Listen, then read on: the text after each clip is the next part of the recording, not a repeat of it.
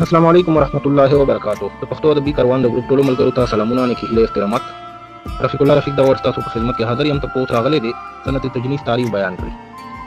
تجنیس هغه یو شان الفاظ چې بالکل یو شان وي خو معنی بدلې وي، هغه الفاظ ته تجنیس ویل کېږي. داسې الفاظ راوړل په شعر یا په نثر کې چې په لیک کې بالکل یو شان وي خو معنی بدلې وي، دا تجنیس دی. بیا قسمونه دي د تجنیس تام دی، تجنیس ناقص دی، تجنیس مستوی دی، ډېر قسمونه دي.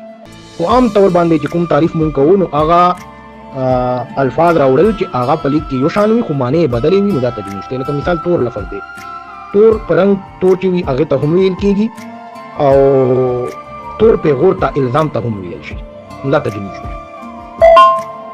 د دې سره بل لفظ ردونیس اتناب ترادف. ترادف او په تجنیس کې دا فرق دی چې په تجنیس کې الفاظ یو شان وي معنی بدلې وي، په ترادف کې الفاظ بدل وي معنی یو شان وي، دا فرق دی.